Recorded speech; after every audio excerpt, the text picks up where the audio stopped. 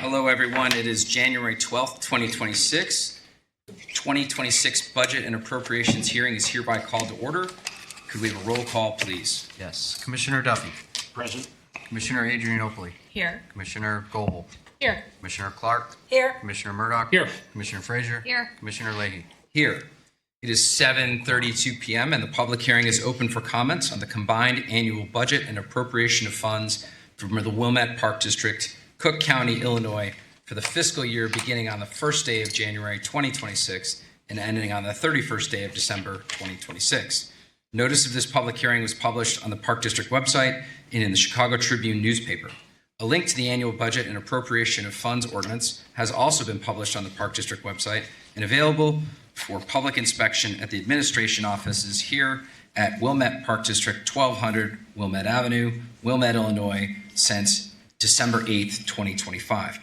All persons desiring to be heard will now have an opportunity to present written or oral testimony with respect to the 2026 proposed budget and appropriations ordinance. First, are there any written or oral comments from the commissioners? I have nothing. Seeing none, are there any written or oral comments from the public? Also seeing none. Hearing no further comments or questions regarding the combined annual budget and appropriation of funds for the Wilmette Park District, could we have a motion to adjourn the 2026 budget and appropriations hearing? So moved. Second. All in favor? Aye. Aye. All right. Can someone move to adjourn? So moved. Second. All in favor? Aye. Aye. The 2026 budget and appropriations hearing is hereby closed. Okay. It's 7:34 p.m. and this is the July 12th, 2026 regular meeting of the Park Board of Commissioners. Chris, can I have a roll? Commissioner Duffy. January 2026. Present. Here. Commissioner Adrianopoli. Here. Commissioner Goebel. Here. Commissioner Clark. Here. Commissioner Murdoch. Here. Commissioner Frazier. Here. Commissioner Leahy. Here, before we get started, just a quick set of announcements, informal announcements. First, we are continuing to endeavor to be paperless. We are inching our way forward with that. There's a QR code over there. There will be QR codes at our meetings going forward. We are open to all feedback. We understand some people like agendas. Please email us in advance, and we will do our best to print those out. Second, there's a reasonably strong possibility of a special meeting this month to approve the Beth Hillel Synagogue lease. This will be appropriately noticed, but we do not want to surprise the community. And so if that happens, it could happen on a Tuesday. It could happen before the 20th meeting, but that's something we wanted to kind of nudge the community about. Also, our next meeting is Tuesday, January 20th, so a week from tomorrow. We are observing Martin Luther King Day. So normally these would be on Monday, and normally they'd be on 2 weeks, but we are having it Tuesday the 20th. You're going to hear me say that a couple more times. Fourth, we're going to kick off the year with the Lakefront report, and that's always of interest to the community, so commissioners and public, please kind of get the word out that we're doing this. Megan and her team will be there to present. Also, given the police and Beth Hillel lease near completion at the Tuesday, January 20th meeting, we will also have a very high-level discussion of the Big Tree Lane property, the first of many. We had created a committee for this in the past, roughly May of last year. But with Kara leaving and a busy fall with some pretty important things, and Julie joining us and being onboarded, it just didn't make sense. Now that committee had a sunset of 1 year, and as we near that, it really doesn't make sense to meet. So it will allow it to sunset, and we will be doing all our Beth Hillel Big Tree Lane work as a group. And we're really excited to kick this off. Like I said, it's the first of many. And with regard to the Lakefront and Beth Hillel meeting on the 20th, Tuesday, just a reminder that all meetings are recorded and posted so you can watch those discussions after the fact. So with that being said, we'd like to move on to the consent agenda.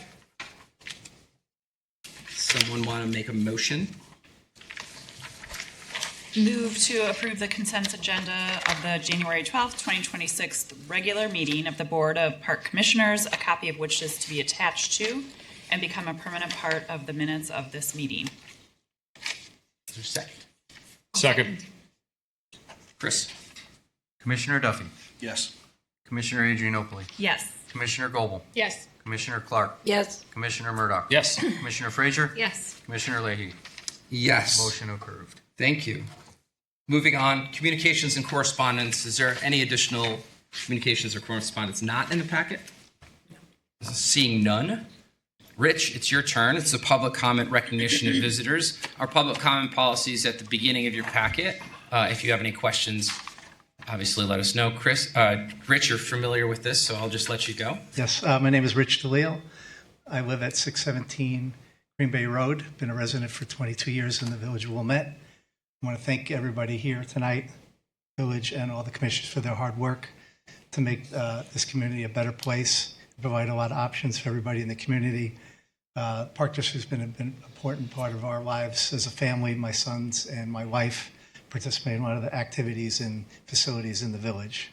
I partake in a lot of active sports, golf and paddle and pickle, but I'm here tonight to talk a little bit about some passive sports activities and options that I'd like the village and the Park District to consider. That being bocce, which is a sport that appeals to all ages, gender, and an opportunity for social interaction. So I suggest taking a look at some of the parks around here that like Mellancroft or Howard or the community fields as a place for an option to provide another option for people in the village that aren't in active sports and sport that somebody else can at different ages can participate. In addition to that, as far as a passive sport, I'd considering looking at horseshoes and chess. And then I had one question, if you guys had actually looked at ping pong in the community. So just throw that out there. I'll keep playing my active sports as long as I can, but someday I want to be able to do some things that I don't have to run around and chase balls around. So with that, I thank you for your time. Thanks. Thank you, Rich. Any other public comment? No? All right, moving right along to number 6, staff reports. Okay, Happy New Year, everybody. I wanted to go over the 2025 tax levy and 2026 budget and appropriations process. As you just heard, we opened the initial meeting for the B&A, and this follows the board's approval of the 2025 tax levy ordinance last month. I wanted to thank all of the WPD staff and the board for all of the very thorough conversations that we had, all the hard work that was put in to ensuring that we are putting together the best budget that we can to help serve this community going well into 2026. And we're looking forward to strengthening our programs, services, and community impact. I'm happy to report that we have 2 notable board members sitting right next to each other. Julia and Cecilia have reached the notable board member status through the Illinois Association of Park Districts. This is accomplished through involvement in ongoing education and service. Congratulations. Thank you. Well done. Promissory notes approval. So on the agenda is an ordinance to approve a taxable promissory ordinance. Many other taxing bodies have unfortunately been looking at this as an option to fill the gap due to the lack of payment of the property taxes from Cook County. We feel that the agency is in good shape financially, but we're planning for a long-term gap in our revenue source should the county not decide to or find ways to actually release the funds. This will not cost the Park District anything unless we need to pull the funds. We prefer to plan for it and not use it than not plan for it and need it. Just want to make sure I said that. Yeah, do you mind if we pause real quick there? Have any questions on this? The way I kind of talked with Chris about it is when you're running, you want to drink water when you can, not when you have to. And this is one of those instances where we're being prudent. We don't need it, but we might, and we want to be ready for it. Anyone else want to kind of talk about it or have any questions for Chris? Yeah, just for those who are joining the discussion now, many taxing bodies don't have the second payment from 2024. 2024, thank you, Sheila's nodding. So we use this to fund all of our programming, and this is a holdover just in case we don't expect to use it. Correct. Yep. And just for clarification, when does the second payment usually come in historically? We're all laughing because it's I'm the newbie. It's been inconsistent. Sheila, in the past, what was it, like October? Yeah.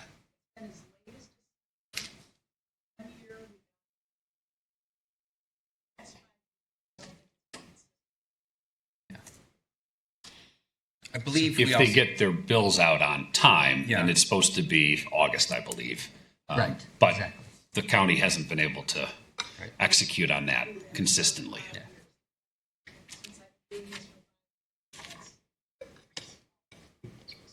and we are in excellent shape. There's other districts, as you mentioned, that need it.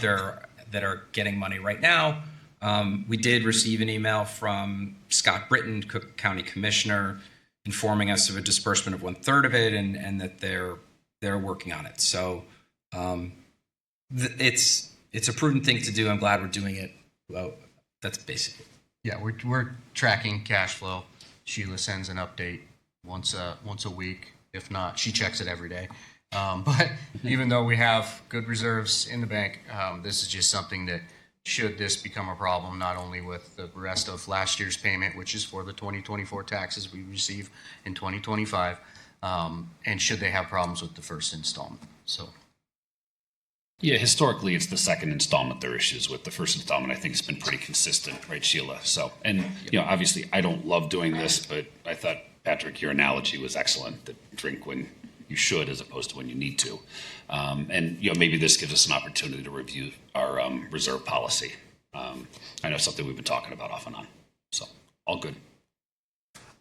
all right. I just wanted to touch on the Gilson Beach concession contract that was in the consent agenda with the Fat Shallot. This has been a really positive relationship, and they've worked really great with our recreation team and the team down at the beach. We've had positive, not only from staff, but also from our patrons about the quality of their food.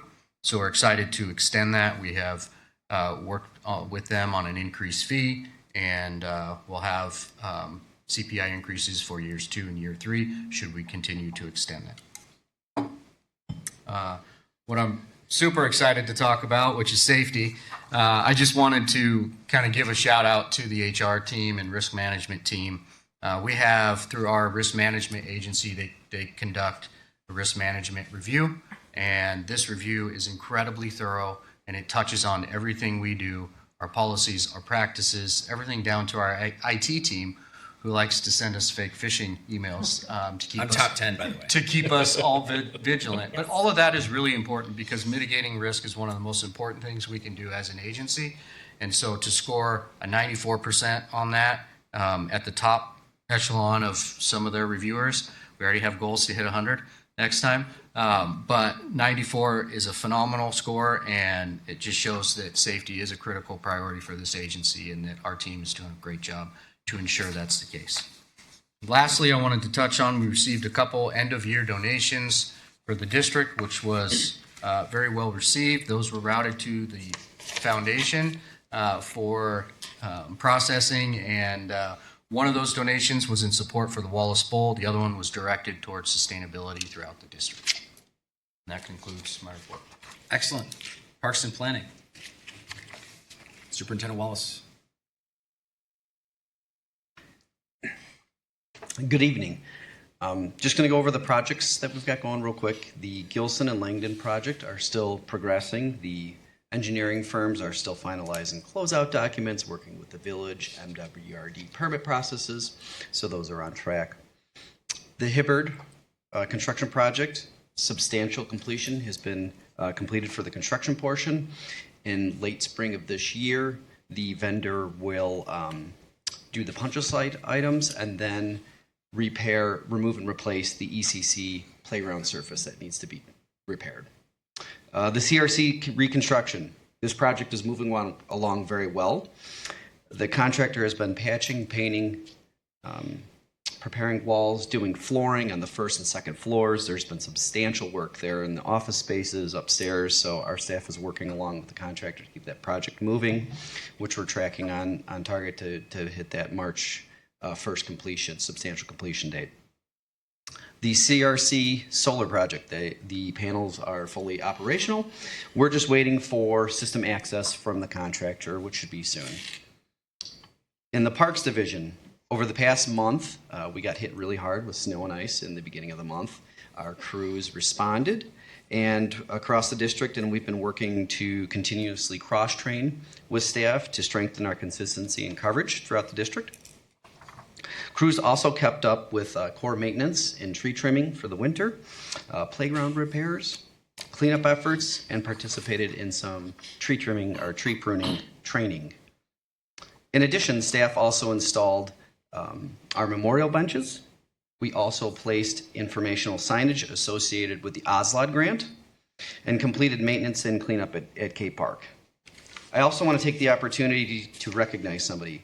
Umberto Malinato had 36 years of service with us at the Park District. He recently retired on December 31st of this past year. He started March of 1989.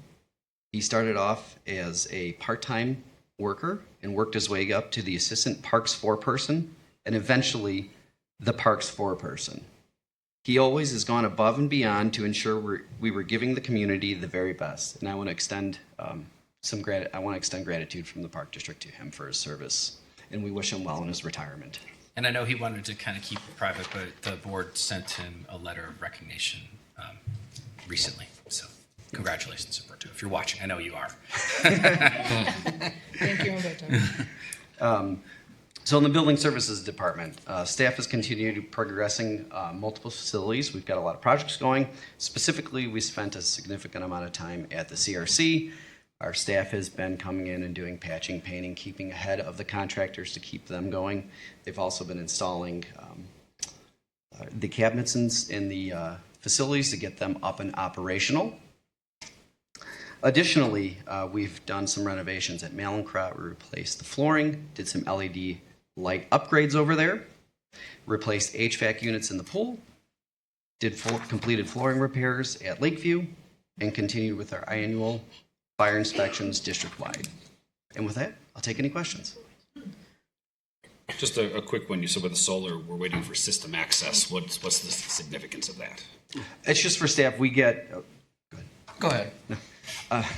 So we're due a TV that's going to be displayed in the CRC to showcase what the energy savings is. So we're waiting for that access to get from the vendor so we can display that for the public.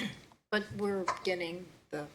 The panels aren't fully operational. Okay, so this is, Yeah. Great. thank you. Thank you. Thanks. Recreation report, Superintendent Merrill.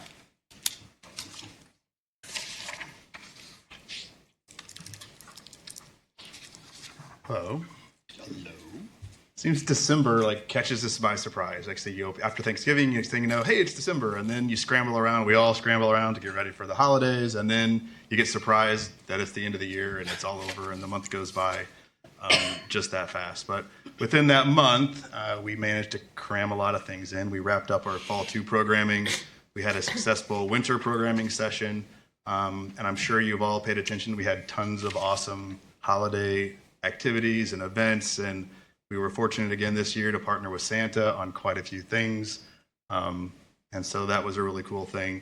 Some things that are different this year that you might notice that previously we had winter break camps for school-age kids. We still offer the same type of activity, but now it is like in our school day off vein where they can choose day by day. And we split it into two things where it's rec on the road or rec at the center. So people get to choose in advance to go on a field trip or stay at the rec center. We offered a winter camp for our preschoolers. So it was basically an extension of their normal day, but people that weren't enrolled in preschool could come to the camp. The cool thing that I thought took place was that they kind of mixed ages in classrooms a little bit. So a lot of the kids got to interact with other kids. They see each other, but they don't get to play with each other a lot. So that was a really cool thing that we did.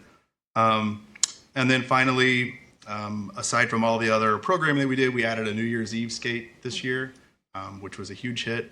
Lots of families and skaters and everybody came out, and just a lot of good time as we wrapped up at the end of the year. Any questions about the December report? No, it's awesome. All right. Thank you, guys. Thank you, Dave. Thank you. Operations report. Hello, happy January. All right, so I just wanted to highlight a couple things from my report. Yes, the packets no longer being printed. Thank you. I will continue to say it in case there are people that do need it, but they should contact Michelle in advance of the meeting and she'll print it off for anybody. Josh had mentioned about Humberto, lovingly known as Bert to many, many people.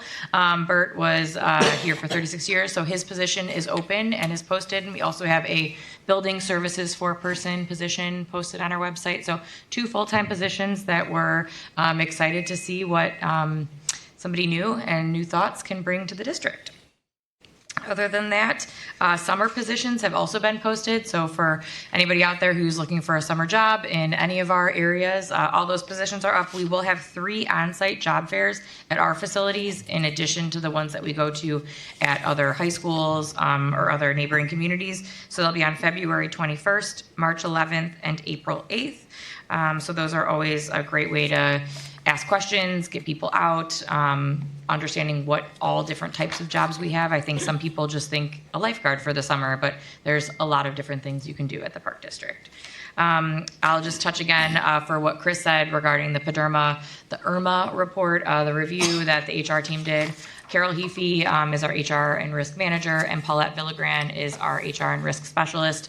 Both of them, in addition to our general managers, our superintendents, it was a true team effort, but they definitely led the charge. It's a 3-year process, so to get 94% just in the first year is really, really great. So yes, the 100% will come in years 2 and 3, I'm sure, and we got a nice incentive from PDERMA as well for over $4,000. So doing well really does get you that benefit for those dollars that you get. For marketing, there have been obviously a lot going on at the CRC and at Centennial with the floor replacements. So they had worked really hard on just getting the information out to the community. I know transparency is something that we've, as an agency, been trying to work on for the past few years now from feedback from the public. So I think the efforts that they've made to just continue to get the information out there, provide a blog or a location for where something's going to be, whether it's in board packets. I mean, I feel like it's everywhere. So if you don't know, let me know why, and we'll continue to work towards it. But I'm really proud of them for just continuing to stay on task with Josh and his team and just getting all the updates out to the community as they're changing and going on. Additionally, the wish list for our website for different programs. I know it was something new that we introduced sometime beginning of last year. Oh, time flies. But it's still something that is super popular within the community. So there were over 3,600 views on the wish list page in general. So it's just kind of nice to look back at something that you really hoped would be a benefit to the community and then see it really ring true and know that they're using the different services and, ways of navigating our website that we're providing to them. Composting. So Lucy reported in her report there were nearly 7.5 tons of compost that was composted through the pilot program between us and the village this year. So we are continuing the program and we're actually increasing capacity at all of the sites due to its popularity. So new bins or more bins will be coming to more sites. I think I saw them out there 2 days ago, driving around. So that is exciting, and it's really a great collaboration between us and the village, and 7.5 tons just sounds like so much compost, and that's really, really awesome. In February or March, she will be at one of our meetings to review the 2025 sustainability plan in total and to give you all an update as well as a comp and strategic plan update from myself. So be looking forward to that.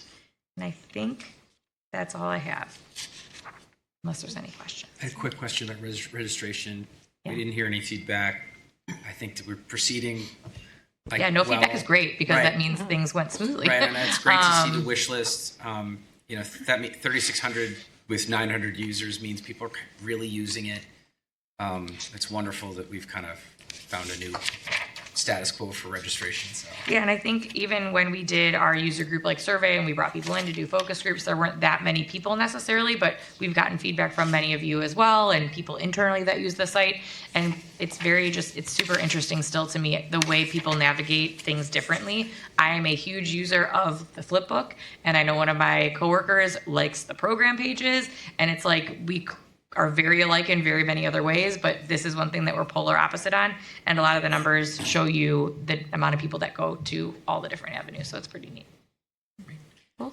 Lindsay, can I ask a question about composting? Sure. How does that work? Because I know, like, you can also buy a garbage can, rent a garbage can through the village. So LRS also provides composting services. So if you you can get composting service at your home, but it's a cost to you as a resident. There's a couple other services out there. We use Waste-A-Not for the composting bins. There we did a lot of, we got quotes and found different pricing. They replace the container. They do an actual container swap, which is a little different than the LRS ones where they just dump your container and then you still have the same one to help mitigate the smell or the animals or things that might come about. So yes, you can do it through LRS, but it's a cost to you. This one is just a free cost because there's going to be times where somebody has pumpkins and they just want to throw them in there, or some large party that they want to bring their items from there and they want to help contribute, but might not need it as on an as needed or as consistent schedule as having it at your house. Okay, and then what happens with all the stuff that's brought in? Oh, that's a great question. Does it come back into our gardens or? I'm not sure. Do you know? Typically, some of the soil programs, like the organic soil that they'll make from compost, sometimes it's a combination of that from whether it's the village or whatever services, and then they typically, I know MWRD has a program, and then where they also take the leaf removal from villages and the streets, and then they have a ton of piles. I've been to one of their major facilities a few years back, and it's really cool. And they flip the piles, and then they create that EQ compost, I guess is what they call it. They're exceptional quality. And I know when we went to the MRF facility in Northbrook, they talked about it's all the recycling that comes in, and we took a staff tour and learned all about it. And a lot of that goes out to different local places to be reused and repurposed. But I'll definitely find out from Lucy and get back to you. Great. Awesome. Anything else? Thank you. Cool. Thanks. Superintendent Foy, Finance. Hi,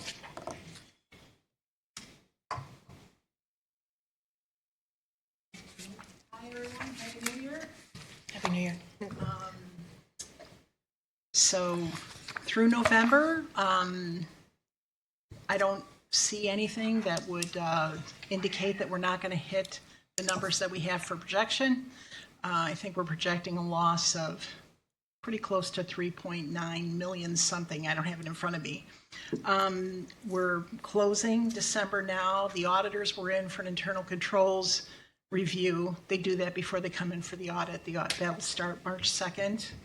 And they haven't found anything so far. We're just booking and booking and booking and having a lot of fun with that.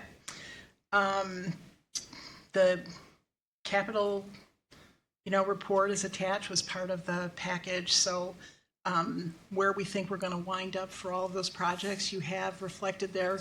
I meet with everyone like the Wednesday after the board meeting to get updates. So you'll know where we are next when we meet for the cow. I'll have something updated where we are capital project wise for that.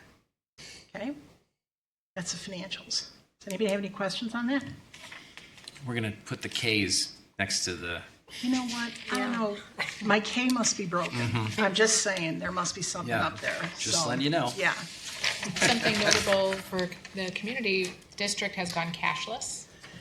Yes. So no cash accepted boy, was or that was dispersed. interesting for me. So I had talked with a few of the other districts. We were having issues balancing cash. Okay. There's just issues with cash. A lot of our part-time employees are used to cashless. So we were having issues with that. And this year was especially difficult. So once we finally got the lakefront to be like, yes, get rid of cash, it was not really much of a problem after that. So everyone seems to be really comfortable with it. I don't know that I haven't heard any, problems. Better not have any more balancing issues. But I think that's going to make things a lot easier on our side. And certainly for the community. They're, almost everyone's accustomed to cashless payments. Yeah, and like It's I said, unusual I when you talked see with it. Glencoe and one other of our neighbors, and they went cashless, and they had no issue with it. They just made the decision and stopped, and it's worked out fairly well. Okay? I did some quick calculations, all right? So I went through the voucher lists for January, February, and March of 2025, okay? The total amount that we spent last year over those 3 months was about $5.7 million, okay? Our cash position right now, after we've covered the fund balance, is over $5.5 million, okay? This is assuming we don't collect another dime for the next 3 months, okay? And hopefully, I haven't seen that much of an increase in spending, but we'll see how that goes. Like I said, I'm looking at it every day. So I just wanted to let you know that I think we're okay for now. I think we kind of thought we'd be able to go through February without any money, and we received about 1.2, 1.3 million of the 3.7 or 3.8 that we have coming in. Okay? Now, you gave those figures after we cover our fund balance. Right now, our cash after the fund balance requirement of 4 million is 5.5 million. Okay. So I guess just a quick question, going back to the question about the line of credit. Are we suggesting The promissory notes that we're promissory going to note? issue. I'm sorry, I think of it as a line of credit. It's but you're okay. right. Yeah. It's okay. It sounds like we're not going to need to employ it, but would we consider employing that before dipping into reserves? I guess I'm a little bit confused because that would entail a cost to us. This is a Where we question should do that I asked, and I was going to bring it up during the discussion about the As long as promissory we're note. here. So my question was, is there specific language that says this $4 million borrowing ability is specific to replacement of the taxes that we're expecting? And it refers to it in that way, but it's not specific to say that it is an absolute. And the other part about it was it has a sunset. It's only available until, what was it, June? July 12th. July 12th. So we should have had the opportunity to recover all the dollars from the county by then, so we don't need this anymore, so it should retire. That's the whole idea, okay? The whole purpose for being able to issue the promissory notes is because it's backed by the property taxes that are coming, okay?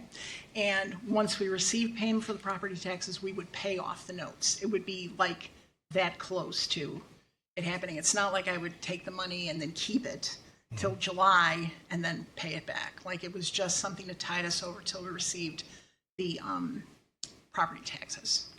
Does that answer your question? Not mine. But Okay. yeah, but again, just to clarify, were we to do this, there would be some interest expense. Absolutely. Right. There will also be issuance costs. And Think issuance about costs. $10,000, Sure. yes. So I guess my question is it our belief that we would do that rather than dipping into our reserves? Okay. So if we dip into reserves, we're going to have a problem with Moody's, okay? Even for and- like a 90-day period, if it's between March and July or April and July and we dip into the reserves, Right. that still creates the issue with Moody's. Well, yes, but that's if we're audited on video. If we get audited, if they look at us, they could be, Moody's also changed the way that they're evaluating people. They sent us love letters December 9th telling us that. So we could be picked to be reviewed because they're looking at a bunch of different park Fair. districts different ways, okay? This is just all in transparency. I would hope that this is not going to be a problem that we're going to dip into. We do have monthly billings that we do for the kiddos, and then we have camp. Camp money is going to start coming in soon. Now, that's assuming we don't receive dime one in property taxes between now and, March? Maybe April. The reason why I wanted to put this back on the agenda is because the municipal advisor had heard that there may even be a problem with the first half Really? yes. First That time they're- for everything, huh? They're having such trouble getting the system in place. And they have a website that gives you a daily update, which of course I look at every single day. And there's more stuff that goes red than stuff that goes green, so they're still trying to just figure out how to do this. That's not saying that they're not going to do it, but, it just is something I'm a little uncomfortable with. I would just rather be comfortable. Okay? So in the event, who knows, probability of Moody's examining our books between now and June. The financials, yeah. Does the promissory note that we would have in place not impact if we decided to dip into reserves instead of going to the promissory note? Doesn't that back up? I am sure that there is going to be some impact about having additional debt. But Moody's then will have to understand, or we will make them understand, that the purpose for this debt was to tide us through cash flow wise. I think that might be, it's a better story to tell instead of dipping into the reserves. Although there is a cost thing. I mean, there's a lot of things that we're, Right. I mean, there's a ton and of if we variables get to here. that, and if we get to that point, we'll be having lots of discussions on what's the best. And part of the reason we're doing this now is one, it doesn't cost anything. Two, Exactly. to be prepared, and third, to have these questions and answer them Yeah, create in a some full, transparent optionality. way. I know there are districts south of us that are issuing these things like right now, and they don't have this flexibility in time. And municipalities too. And municipalities. And so we're fortunate to have a strong financial position. These are great questions that that we can address as we go on. And Right. Well, maybe we could have a finance comm meeting to look at this a little bit further. It sounds like there's nothing Be urgent. happy to but do that. that'd be Like great. I said, I'm looking at the cash all the time. I'm involved in the AP runs every single week, so I know what we're paying for, and I know what's coming, and hopefully, and based on what people have done on projections, I'm watching all of that, not been surprised by anything just so far. back of the envelope, I just to circle back what you said before. If we don't collect a dime, we're still okay till March. We're under about 200 grand, but we know we're going to be collecting the February billings Right, for the right. kids and the March billings for the kids. So, Okay, good to know. and this is taking into account payroll and everything Yeah, that would great. affect the cash flow And keeping us above the reserve number. above the Agreed. reserve. Right. Correct. So we have a lot of options. Yes. Yeah, I like the optionality. Thank you for thinking of what is needed. Yeah, I'm a little bit nervous, so, I just want to I make sure wouldn't. that. I've never met a you're- finance leader who That isn't, isn't, so right, good job. exactly. Thank you Yeah. for being nervous. Yeah, that's good. All right. Does anybody have any questions regarding that? Thank you. No? Thank you. Does anybody have any other questions? No? Thank you, All Sheila. right, great. Moving right along, item 7.0, unfinished business.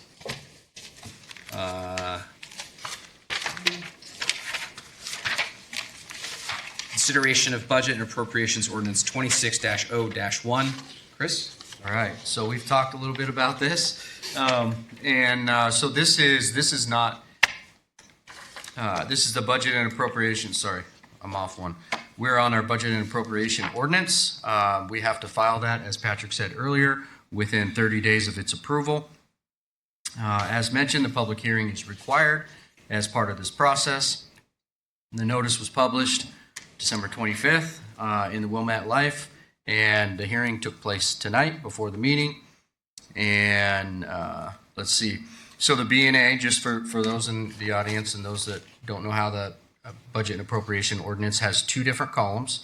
One column is based off of our budgeted line items. The other one is based off of the appropriation. The appropriation gives us the legal spending authority for the dollars that our district uses to serve the community.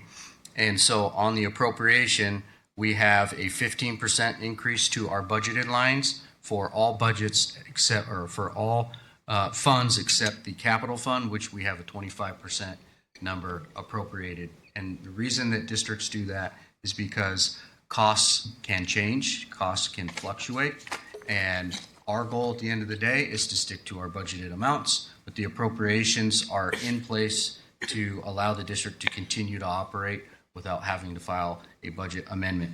Now, there are no set rates for these percentages. These are best practices for agencies, so there's no cap to that. We keep ours on the tighter end of things. We could have higher amounts. I believe this agency had the capital line at 50% during COVID or just after COVID because the construction market was just wild and unpredictable. And so the reason that we do have that slight increase is capital is large spending. And again, as if you follow the market now, it is very common for things to come in considerably overbid. And so this just allows for us to continue that in that path with what we have budgeted and allow for those differences. Discussion. Oh, sorry. Go ahead. Go ahead. I was going to say discussion. Anyone have any questions about this, or? And then you were going to conclude the staff recommends. I think this is great. You mentioned hundreds of hours of work went into this, and so can I get a motion? Move to approve the budget and appropriations ordinance 2026-0-1. Is there a second? Second. All right. Chris? Yep. Commissioner Duffy. Yep. Commissioner Adrian Oakley. Yes. Commissioner Goebel. Yes. Commissioner Clark. Yes. Commissioner Murdoch. Yes. Commissioner Frazee. Yes. Frazier. Commissioner Leahy. Yes. Combine the last two. Motion is passes. approved. Thank you. On to 8.1 quickly. Consideration of capital equipment purchases for golf. Yep. I move to approve the purchase of equipment for golf from the following three vendors. Westside Tractor Sales for $82,970.78. Nadler Golf for $47,509.96. And Rangers for $165,585.61 per year over 5 years. Second. Chris? Commissioner Duffy. Yes. Commissioner Adrian Oakley. Yes. Commissioner Goebel. Yes. Commissioner Clark. Yes. Commissioner Murdoch. Yes. Commissioner Frazier. Yes. Commissioner Leahy. Yes. Motion is approved. 8.2. Julie? Yes, I move to approve ordinance 2026-0-2, taxable promissory note not to exceed $4 million. Second? I'll second. Right. Discussion. Is there, you mentioned, yeah. So I had written a note to our executive director asking a couple questions about this note. I mentioned two of them already, and the other one was I wanted to make sure that this note had two signers in order to execute any withdrawals from the fund, just for security purposes. So one person just couldn't walk up and say, I'm signing for $4 million, see you later. Our executive director explained to me that he will make sure that that is in the note for if we need it. Right. Agreed. Right.